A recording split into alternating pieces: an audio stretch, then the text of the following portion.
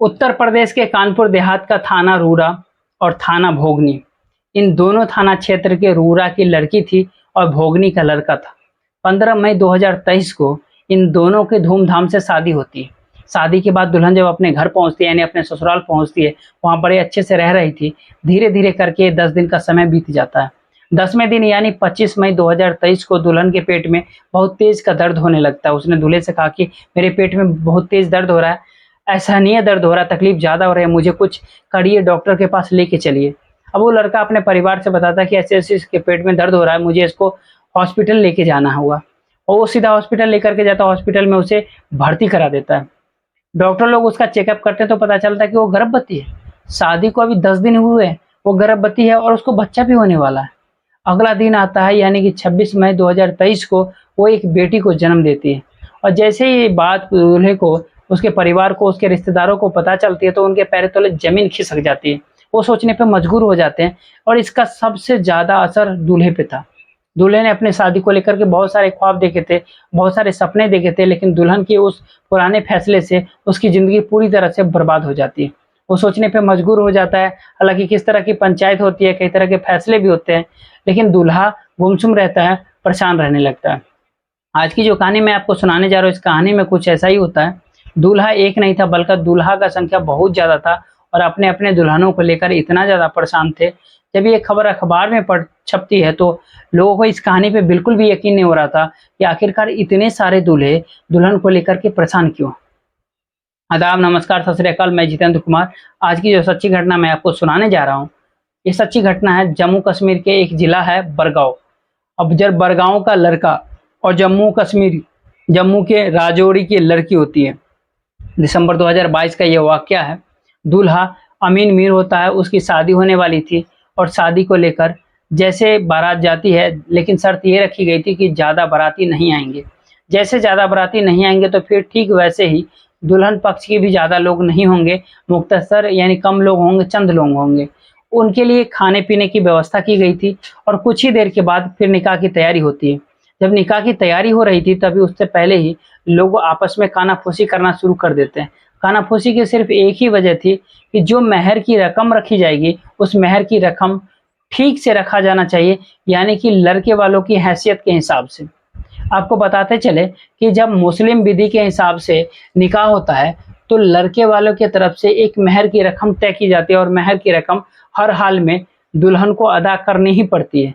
कई लोग एक साथ अदा कर देते हैं, कई लोग वैसे होते हैं कि टुकड़ों में उसे अदा करते हैं। अब अमीर मीर की शादी हो जाती है, उसकी हैसियत के हिसाब से मेहर की रकम भी तय हो जाती है। और मेहर की रकम तय होते ही जैसे ही शादी की पहली रात आती है, वो दोनों एक दूसरे के साथ सुहाग रात मनाने की स्थिति में पहुंचते हैं। दूल्हा अपने दुल्हन के पास जब पहुंचता है और वहां जाने के बाद एक दूसरे के साथ दुआ सलाम होती है, बातचीत करते, एक दूसरे के साथ सुख दुख की जब बातें कर रहे थे, नई जिंदगी की एक शुरुआत कर रहे थे, तभी दूल्हे ने उसको जो एक दुल्हन की तरह से जिस तरीके से होता है फर्स्ट नाइट में, उसको पकड़ने की कोशिश की तो दुल्हन ने कहा, आप मुझे इस तरीके से हाथ नहीं लगा सकते। कहता है कैसी बातें कर रहे हो। वो दुल्हन कहती है कि तुम्हें पहले मेहर की जो रकम है वो अदा करनी पड़ेगी, यानी अदा की उसके रकम जो है तभी हम मुझे हाथ लगाओगे, अगर मेहर की रकम अदा नहीं करोगे तो मुझे हाथ नहीं लगा सकोगे। अमीर मीर परेशान हो जाता है, सोचने पे मजबूर हो जाता है। कहता है कि इतनी सारी रकम मैं कहाँ से लेकर के आऊँ। कहती है कोई बात नहीं, इंस्टॉलमेंट में दे देना, लेकिन मुझे रकम चाहिए। अब दूल्हा रकम का इंतजाम करता है, अपने दुल्हन को देता है। उसके बाद से एक फॉर्मेलिटी जो होती है सुहागरात की, वो सुहागरात उसके साथ मनाता है। दोनों की जिंदगी बहुत ही खुशहाल चल रहा था। धीरे धीरे करके थोड़ा वक्त भी बीतने लगता है और एक दिन इस दुल्हन के पेट में दर्द होने लगता है। वो कहती है कि मुझे डॉक्टर के पास लेकर के चलो, मेरे पेट में बहुत तेज का दर्द हो रहा है। जब वो घर से तैयार होकर के पूरी तरह से निकलती है, क्योंकि शादी को अभी ज्यादा दिन हुए नहीं थे, महीना डेढ़ महीना आसपास ही बीता था, वो अपने साथ में अपने हैंड बैग भी लेकर के जा रही थी। हैंड बैग ले जाने के बाद थोड़ा सा भारी सा हो जाता, तो दूल्हा पूछता है कि तुम्हारे बैग इतना भारी सा क्यों हो रहा है, क्या बात है, क्या है इसके अंदर। वो कहते हैं कि कुछ मेरी जरूरत की चीजें, इसलिए मैं इसे साथ लेकर के जा रही हूँ। दोनों हॉस्पिटल पहुंचते हैं। हॉस्पिटल पहुंचने के बाद दुल्हन को दिखाया जाता है डॉक्टर के पास, और दिखाने के बाद डॉक्टर कहती कि बस 1 मिनट में टॉयलेट जाती हूँ, टॉयलेट के बाद यूं गई है और यूं आई। उसने अपने दूल्हे से जब ये बात कह करके जाती है, दुल्हन तो मौका पाते ही वहां से गायब हो जाती है। उसके इसका गायब होना ही अब दूल्हे को परेशान करने लगता है। दूल्हा अपने दुल्हन को कभी इधर कभी उधर चारों तरफ ढूंढता है, लोगों से पूछता है कि क्या तुमने मेरी बीवी को देखा है। अब शौहर अपनी बीवी को लगातार तलाश कर रहा है, लेकिन बीवी मिल ही नहीं रही थी। जब वो थक जाता है, हार जाता है, परेशान हो जाता है, सीधा थाने जाता है। थाना जाने के बाद कहता है कि साहब, मेरी बीवी को पेट में दर्द हुआ था, मैं डॉक्टर के पास लेकर के गया था, मेरी बीवी अचानक से गायब हो गई है। पूरे हॉस्पिटल में हर जगह ढूंढा, आसपास के इलाकों में ढूंढा, लोगों को फोटो दिखा दिखा करके ढूंढ रहा हूँ, लेकिन वो मिल नहीं रही है। पुलिस वाले उसकी गुमशुदगी दर्ज कर लेते हैं, कहते हैं कि परेशान होने की जरूरत नहीं है, जो फोटोग्राफ्स हैं उसे मुझे उपलब्ध करा दो और ठीक है, मैं उसे ढूंढ लूंगा, ढूंढने की कोशिश करूंगा। अब कुछ वक्त बीतता है, कुछ वक्त बीतने के बाद इसी थाने में एक और शिकायत आती है। शिकायत ठीक इस तरह से आती है कि वो अपनी बीवी को लेकर के बाजार गया था और बाजार से उसकी बीवी अचानक से गायब हो गई। उसे अभी हाल ही में, जल्दी में, करीब 15 से 20 दिन पहले ही थी उसकी शादी हुई थी। उसकी बीवी ने कहा कि मुझे बाजार जाना है, बहुत ज्यादा खूबसूरत हो उसके साथ बीवी, कोई हादसा ना हो जाए। जब पुलिस वालों से पूरी कहानी बता रहा था तो पुलिस वाले कहते हैं कि परेशान होने की जरूरत नहीं है, तुम्हारा मुकदमा दर्ज किया जा रहा है, तुम्हारी बीवी को ढूंढने की कोशिश की जा रही है। इसी तरह से फिर दूसरा आसपास का थाना होता बड़गांव का, उस थाने में भी ऐसे ही एक दूल्हा पहुंचता, कहता कि मेरी बीवी, जिसका नाम है जहीन है, जहीन को मैंने हर जगह तलाश करने की कोशिश की, लेकिन वो मिल नहीं रही है, क्या उसे ढूंढने में तुम मुझे मदद करो। इस तरह से धीरे धीरे करके बड़गांव के लगभग अलग अलग थानों में 12 मुकदमे दर्ज हो जाते हैं। दुल्हन के नाम अलग अलग होते हैं, कहीं जहीन नाम था, कहीं इलियासा नाम था, कहीं शाहिना नाम था, तो कहीं फरजाना नाम था। इस तरह से अलग अलग नाम होते हैं और अलग अलग नाम के साथ साथ अलग अलग दूल्हे आते हैं। अलग अलग थानों में जाकर के वो एक ही फोटोग्राफ था जो बार बार दिखाया जाता था। अब एक पत्रकार को ये फोटोग्राफ्स मिल जाता है, वो पत्रकार अपनी सोशल साइट यानी वेबसाइट पर इस फोटोग्राफ्स को जो चलाता है, ये फोटोग्राफ्स आसपास के इलाके में फैल जाता है। यानी कि 12 लोग ये लगातार थाने में शिकायत कर चुके हैं, उनकी बीवी अचानक से गायब हो चुकी है, उसे ढूंढने में मेरी मदद कीजिए। वो फोटोग्राफ जब साथ में तैरने लगते हैं, जाने लगता है, तो इस लड़की का नाम ये है, इसको पता बताने वाले को उचित इनाम भी दिया जाएगा। इस तरह के से जब फैलता है तो कुछ और लोगों ने, अब लड़की का फोटोग्राफ से एक होता है, लेकिन नाम जो होते हैं, उसकी पहचान जो होती है, उसकी जो एड्रेस होती है, वो अलग अलग होते हैं। कहीं जहीन लिखा था, कहीं इलियासा लिखा हुआ था, कहीं शाहिना लिखा हुआ था, तो कहीं फरजान लिखा हुआ था। अब कुल मिलाकर के उसे ढूंढने की कोशिश की जाती है, पुलिस पे भी दबाव बनने लगता है। बड़गांव के पुलिस उस महिला को तलाश करने की जो कोशिश करती है, 17 जुलाई 2023 को आखिरकार वो गिरफ्तार कर ली जाती है। और जब गिरफ्तार कर ली जाती है तो उसे फिर पूछताछ की जाती है, तो पता चलता है कि वो 2 बच्चों की माँ है और इससे पहले लगभग इसी तरीके से 27 शादियां कर चुकी हैं और 28वीं शादी की तैयारी चल रही थी। यानी जो पुलिस उसे गिरफ्तार किया तो 28वां निकाह उसका होने वाला था। वो बाकायदा महफिल सजी हुई थी, बारात आई हुई थी और बारात आने के बाद उनकी खाने पीने के इंतजाम था, निकाह की तैयारी चल रही थी।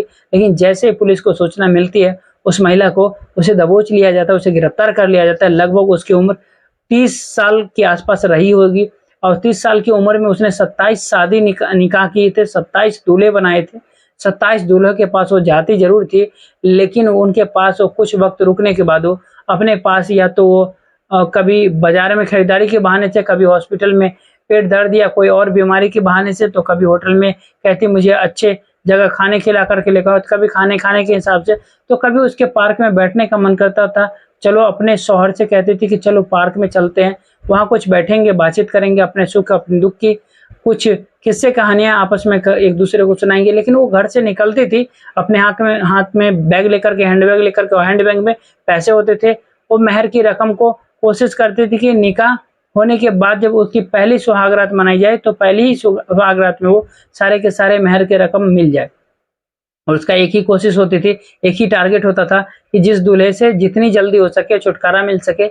और उसकी एक बाकायदा टीम काम करती थी। जब पुलिस इस मामले की जांच पड़ताल करनी शुरू की, जब दुल्हों ने इस शिकायत की और उनकी वकीलों ने इस मामले को अपने तरफ से जांच पड़ताल करने की कोशिश की, तो पता चला उसके कुछ एक टीम काम करती है और उस टीम का यही काम होता था, वो ऐसे लोगों को तलाश करते थे, ऐसे दुल्हों को तलाश करते थे जिनकी शादी आसानी से नहीं होती थी। और ये शर्त रखी जाती थी कि शादी होगी जरूर, लेकिन चंद लोगों से की भी शादी होगी, शामिल होंगे। लेकिन जब उस महिला को पकड़ा जाता है, गिरफ्तार किया जाता है, पूरी कहानी जब पूरा इतिहास को खंगालने की कोशिश की जाती है, 27 निकाहें करने वाली 2 बच्चों की माँ लोगों को बेवकूफ़ बना रही थी, 27 दूल्हों के अरमानों के जो उसने पानी फेरा। इसके अलावा भी कई ऐसी शिकायतें आई थी थानों के अंदर। हालांकि वो पर्याप्त मात्रा में सबूत नहीं दे सके। ये संख्या 40 के आसपास पहुंच जाती है। वो वाकई बहुत ही शातिर दुल्हन होती है। उसके खिलाफ जो संबंधित धाराएं हैं, पुलिस में मुकदमा दर्ज करके आगे की जांच करना शुरू कर दिया है। कम से कम कोशिश होगी पुलिस की। कहना ये है कि इसमें जो चार्जशीट लगाकर इसको सजा दिलाई जाएगी। जो इसके साथ लोग साथ दे रहे थे उनको भी किसी भी कीमत पर बख्शा नहीं जाएगा।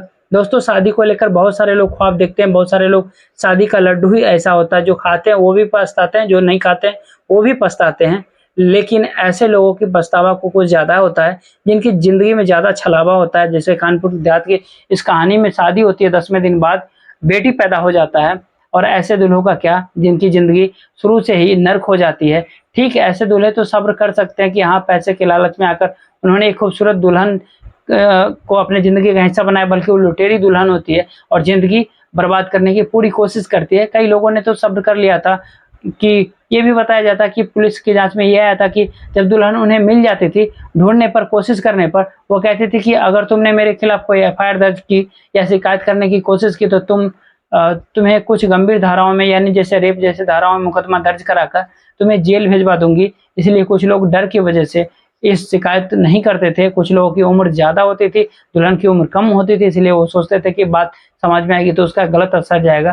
दोस्तों, पूरे घटनाक्रम का सुनाने का उद्देश्य किसी को परेशान करना नहीं है, किसी का दिल दुखाना नहीं है, बल्कि आपको जागरूक करना है, आपको सचेत करना है।